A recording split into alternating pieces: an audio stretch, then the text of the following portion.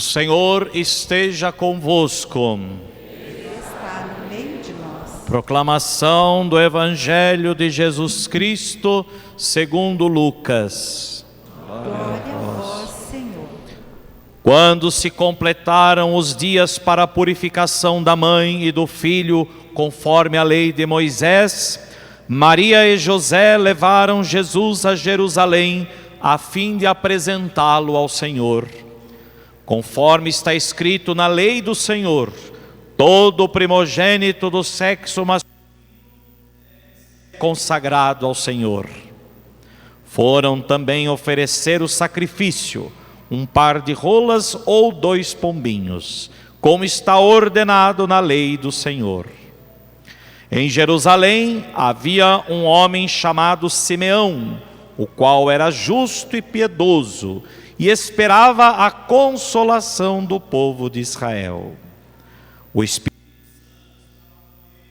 ele havia anunciado que não morreria antes de ver o Messias que vem do Senhor. Movido pelo Espírito, Simeão foi ao templo quando os pais trouxeram o menino Jesus para cumprir o que a lei ordenava. Simeão tomou o menino nos braços e bendisse a Deus. Agora, Senhor, conforme a tua promessa, podes deixar teu servo partir em paz, porque meus olhos viram a tua salvação, que preparaste diante de todos os povos, luz para iluminar as nações e glória do teu povo Israel. O pai e a mãe de Jesus estavam admirados com o que diziam a respeito dele. Simeão os abençoou e disse a Maria, a mãe de Jesus: este menino vai ser causa tanto de queda como de reerguimento para muitos em Israel. Ele será um sinal de contradição. Assim serão revelados os pensamentos de muitos corações. Quanto a ti, uma espada te traspassará a alma. Havia também uma profetisa chamada Ana, filha de Fanuel, da tribo de Asser. Era de idade muito avançada. Quando jovem, tinha sido casada e vivera 7 anos com o marido.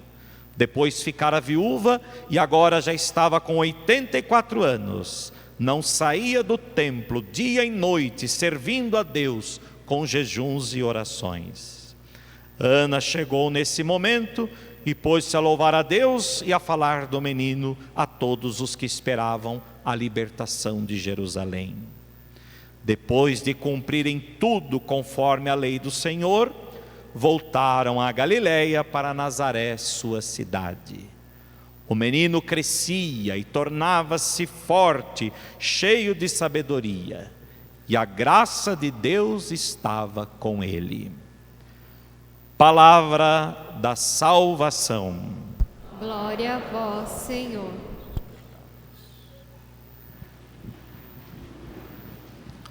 Prezados irmãos aqui presentes, bem como também aqueles que estão nos acompanhando pelas redes sociais da nossa paróquia, estamos na 8ª do Natal. Celebramos estes 8 dias, ou durante estes 8 dias, celebramos o dia de Natal. Portanto, o dia de Natal dura 8 dias na igreja, nas celebrações da igreja.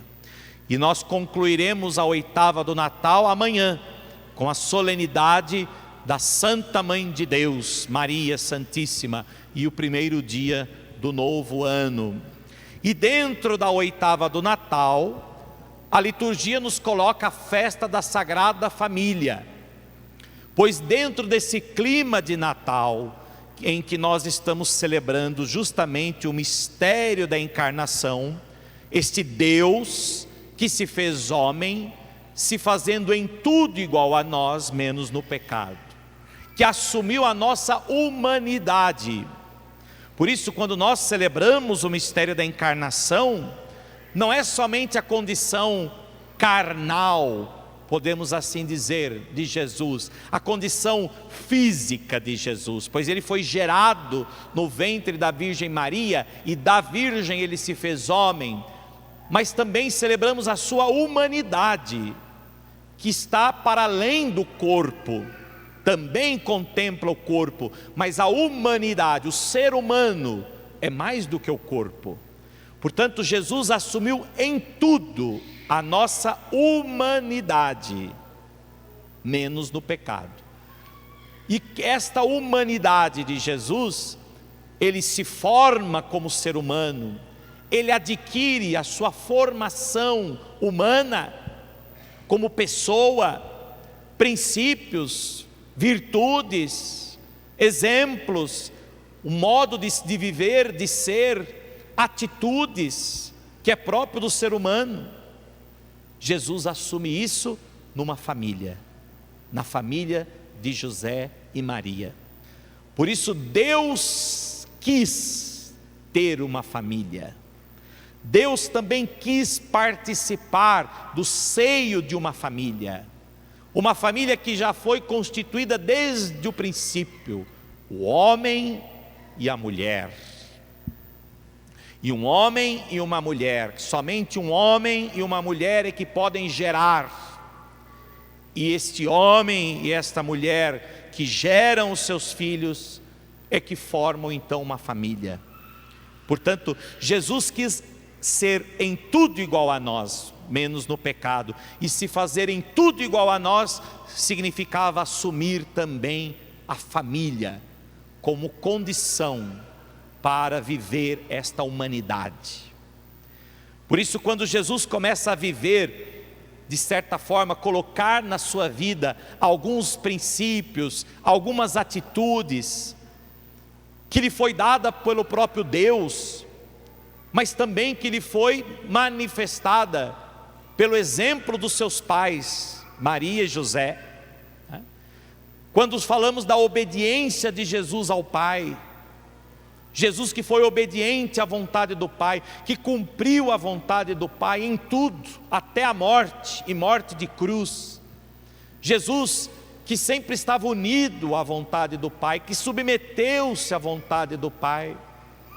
Ele também certamente aprendeu isso de Maria, de José, que foram também obedientes a Deus, que foram também tementes a Deus. Portanto, meus irmãos, de Jesus, ou melhor, de José e Maria, Jesus também aprendeu a obedecer a Deus antes que aos homens, aprendeu a ser consagrado a Deus, a viver como consagrado. Ele já era consagrado pelo Pai, ele era o próprio Deus que é consagrado, próprio Deus que é santo, mas ele também, como homem, ele viveu e aprendeu a viver assim, com Maria e com José, seu pai e sua mãe. Portanto, a base fundamental da vida do homem, da vida do ser humano, é a família. É na família que nós aprendemos os valores, os princípios fundamentais da nossa vida. Como é importante a formação do ser humano, sobretudo nos primeiros anos de vida. Os pais aqui presentes que têm filhos pequenos, não se esqueçam disso. Os primeiros anos da vida dos vossos filhos são essenciais e serão fundamentais para tudo aquilo que eles irão desenvolver ao longo da vida. Como é importante esses primeiros anos da formação, porque é ali que vai sendo formado o caráter. É ali que nós vamos formando o nosso caráter, a nossa personalidade, a partir dos pais. Certamente muitos aqui vão concordar comigo, eu que já não sou do Antigo Testamento, mas sou quase do fim do velho para o novo, mas já tem gente aqui mais jovem. Mas muitos de nós vamos nos recordar que no passado, quem eram os nossos ídolos? Quem eram aqueles que nós tínhamos como modelo? Nossos pais. Os meninos queriam ser como o pai, não é isso? e as meninas queriam ser como a mãe. Quando muito, a gente também admirava, venerava os pais, mas também um professor. O professor era alguém, de certa forma, uma referência para nós. Uma professora, ela era venerada pelos alunos, porque ela era um modelo, porque nós não tínhamos, de certa forma, o que hoje há. Hoje, infelizmente, os modelos são diversos, mas os modelos são fantasiosos. Os modelos, na verdade, nem existem. Então muitas crianças, muitos jovens se apegam em quem? No personagem da televisão, num artista, num jogador de futebol, e nisso e naquilo, em coisas ou pessoas que não são nem reais. São pessoas que são revestidas de uma fama ou de um personagem. Não são pessoas reais, são personagens. No passado nós não tínhamos tanto isso, porque também não tínhamos a facilidade que temos no mundo hoje, da mídia, das redes sociais, etc., da tecnologia. Então quem eram nossas referências? Não eram personagens, eram pessoas muito concretas. O pai, a mãe, os avós, os professores, na religião, o padre. Eu, quando era criança, já queria ser padre, então venerava o padre. Quando via o padre passar, a gente corria para abraçar o padre, para cumprimentar o padre. Quando a gente era coroinha, então, a gente disputava quem ia segurar, carregar a mala do padre, do carro até a sacristia, e aquilo para nós era o máximo. E quando o padre chamava a gente então para tomar um cafezinho com ele na casa paroquial, aquilo era como se tivesse sido convidado, hoje seria, nem sei, um artista muito famoso, um jogador muito famoso. Aquilo para nós era um outro. A gente saía da realidade, ia para aquele mundo que nós criávamos na nossa imaginação do padre, da casa do padre. E assim as crianças iam se desenvolvendo.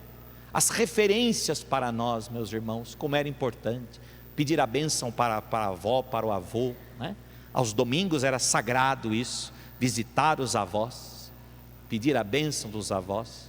Era um mundo diferente, certamente, muitas privações, mas muitos valores que ficavam mais evidentes. Temos que concordar com isso. E com isso nós íamos crescendo a partir de modelos reais, não de personagens. Hoje é o contrário, infelizmente. Hoje, pelas redes sociais, nós vamos nos inspirando, vamos tendo como modelo personagens, histórias fictícias, coisas que nem existem. E vamos nos criando a partir daquilo, vamos nos formando, tendo como modelo. E aí, quando crescemos e quando vemos que a vida real não é aquela vida fantasiosa que nós acreditamos e que muitas vezes nós fomos formados por ela, é onde começam as decepções, frustrações, perturbações, depressões e tudo mais. Portanto, hoje, celebrando a Sagrada Família de Nazaré, nós temos um modelo para ser seguido. O modelo é Jesus, Maria e José, modelo para as famílias, modelo para que as famílias possam se inspirar.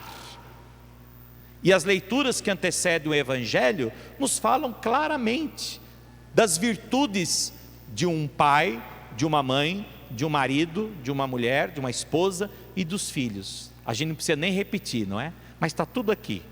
Deus honra o pai nos filhos, confirma sobre eles a autoridade da mãe. Quem honra o seu pai alcança o perdão dos seus pecados, evita cometê-los e será ouvido na oração cotidiana. Quem respeita a sua mãe é como alguém que ajunta tesouros. Quem honra o seu pai terá alegria com os próprios filhos. Por quê?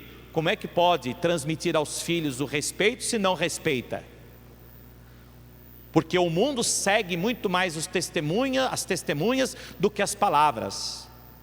O pai e a mãe às vezes quer ensinar os filhos com palavras, mas a gente precisa, o que a gente aprende, a própria palavra, apreender significa trazer para si. O que a gente apreende dos pais é o testemunho, é a conduta, é o exemplo, é as ações. Portanto, quem respeita o seu pai terá vida longa. Quem obedece ao pai, ao consolo da mãe. Meu filho, ampara o teu pai na velhice. Não lhes causes desgosto enquanto ele vive, mesmo que ele esteja perdendo a lucidez. Porque depois de uma certa idade, é natural que comece a se perder a lucidez. Isso é uma coisa natural da vida. E aí entra o sentimento, o valor, a virtude. Respeitar o pai na velhice. Como é difícil a gente conviver com a pessoa mais velha, a pessoa idosa, porque ela começa de fato a perder a lucidez. E é natural, ninguém deve se sentir diminuído por isso. É natural isso. O pai, a mãe, depois de uma certa idade, já começa a contar a piada várias vezes, a mesma piada. Ele conta 10, 15 vezes, como se fosse a primeira vez que ele estivesse contando. Ele já esqueceu que ele contou milhares de vezes. E o que a gente tem que fazer? Dizer, está louco? Está doido? Está contando essa piada de novo? Não, tem que rir. Tem que rir 10 vezes, 15 vezes, não é isso? Ou então o pai que começa a contar, a mãe, começa a contar aquela história do passado, de antigamente, que ele já contou há milhares de vezes. Porque na realidade de hoje, sobretudo de um mundo que gira com muita rapidez, para eles é muito mais difícil acompanhar a atualidade, ou acompanhar o momento. O mundo atual é um mundo bastante acelerado, não é verdade? Então para os jovens é muito fácil, para o idoso já não é mais. Então ele já não vive tanto, ele já não consegue mais acompanhar com tanta rapidez a atualidade do seu tempo. Por isso é muito comum que ele conte coisas do passado, histórias do passado. E contar essas histórias mais de uma vez, para ele é viver, para ele é continuar vivendo. Ele precisa encontrar um sentido para a vida. E você precisa ouvi-lo, mesmo que você já tenha ouvido aquela história milhares de vezes. Porque a base de uma família, meus irmãos, a base da perfeição, como nos falou São Paulo na segunda leitura hoje, é o amor. O amor é o vínculo da perfeição. Por isso, revestivos de sincera misericórdia, bondade, humildade, mansidão, paciência, suportando-vos uns aos outros, perdoando-vos uns aos outros, se alguém tiver queixa contra o outro. Por quê? Porque o amor é o vínculo da perfeição. Então por que a gente ouve a mesma história do pai contando para nós aquilo, a mesma história, sempre, e a gente presta atenção, a gente dá atenção, a gente tem que ter paciência, porque a gente ama. Porque não importa o que ele diz, importa ele. Eu, por exemplo, não vou ter a satisfação de conviver com a velhice do meu pai. Morreu com 63 anos. Talvez tenha a alegria de ver a velhice da minha mãe, mas tive sim a alegria de ver a velhice da minha avó. Tive a alegria de conviver com um padre que me formou, seus 80 anos. Gostava de ouvir suas histórias que ele já tinha me contado muitas e muitas vezes. Um sacerdote que foi um grande sacerdote em obras, palavras, que fez grandes trabalhos pastorais, que foi pároco de várias paróquias, que realizou muitos prodígios nessa diocese, mas depois na velhice ficou lá no seminário. Ficou lá no seminário, visitado por alguns, mas não por aquele povo todo que ele tinha quando estava na ativa, quando era jovem, mas tive a graça de poder dar a ele esse consolo, ouvi-lo, estar com ele, né? Ter paciência, né?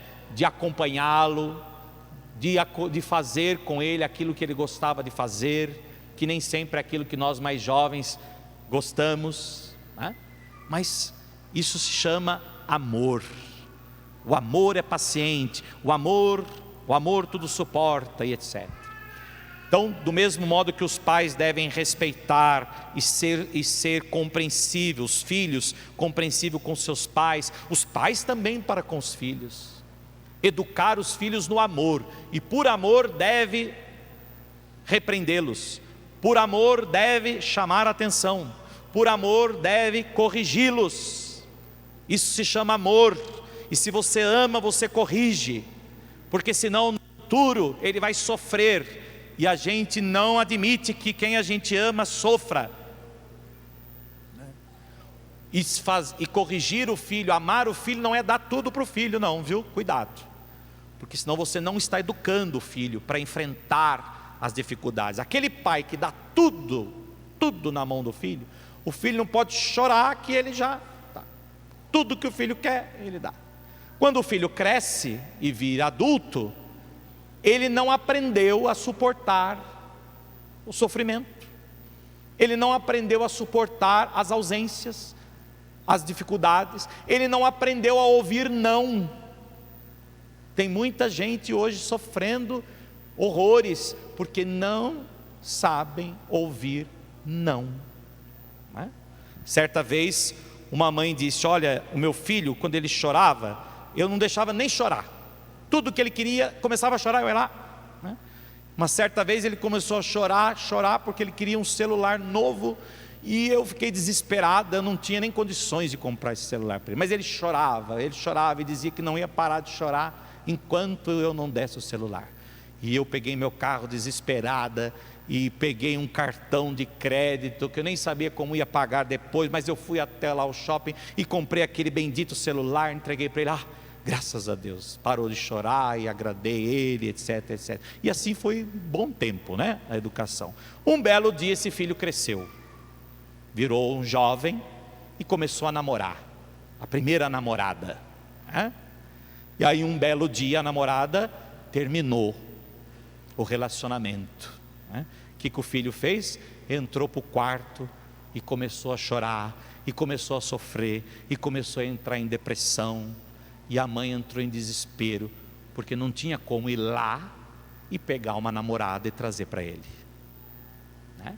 Esse filho não aprendeu a sofrer, ele não aprendeu que na vida existe também o não, que existe também momentos, escolhas, limites.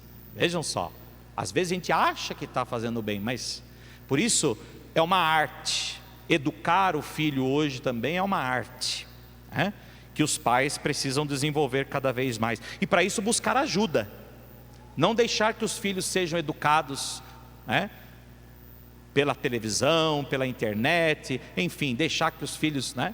Às vezes o pai, para se livrar do filho, para deixar o filho mais, né, quietinho lá, vai para o computador, fique lá, cuidado, né?